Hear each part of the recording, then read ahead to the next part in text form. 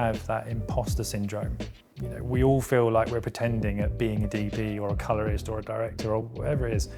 We all pretend. The imposter syndrome never leaves you, the nerves never leave you, but what that really shows is that you care about the thing you're making.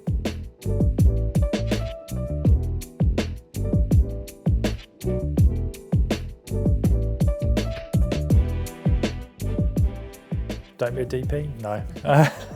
I think if I could tell myself anything if I could start again, I could tell myself anything, it would be to ask more questions, and it would sort of lead you. I think, ironically, it would lead you quicker to an answer that was more suitable. And I guess what I mean by that is that if you don't work in a production company and you're not associated with a production company, or you don't know other people in the film industry, it can feel like a very isolating industry.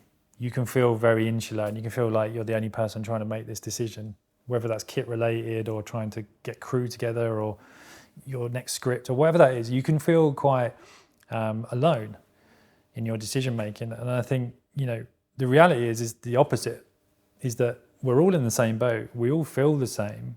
And I think the amazing thing about social media now makes it easier to connect with people and reach out and ask questions and get advice. And people are, if you ask in the right way and you're nice about it and you approach it in the right way, 9 times out of 10, people will get back to you, and they may take a minute if they're busy, but they will get back to you. And I think that's something that I've sort of, I've lent into a lot more, is sort of seeking out advice and help and not being afraid to ask that stupid question.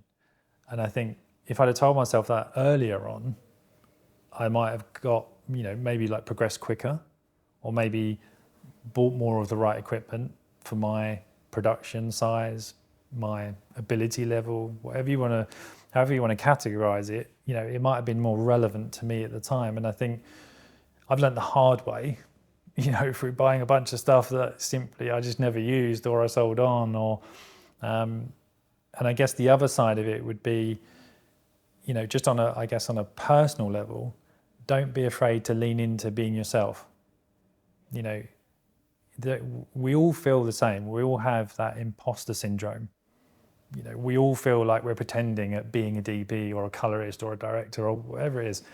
We all pretend, but I think what gets easier really, when you really get down to the sort of nuts and bolts of it, is that the imposter syndrome never leaves you, the nerves never leave you, but what that really shows is that you care about the thing you're making. And once you get the experience and you get behind a camera, or you get in front of a camera, or you get to grade your first short film or whatever it might be, you realize that actually the experience just makes the nerves go away more quickly. You get to that point where you're excited more and nervous less. And that just happens through experience. But ultimately, the two things that I would sort of leave my much less jaded younger self with would be, ask more questions and just be yourself and lean into what you want to do more of.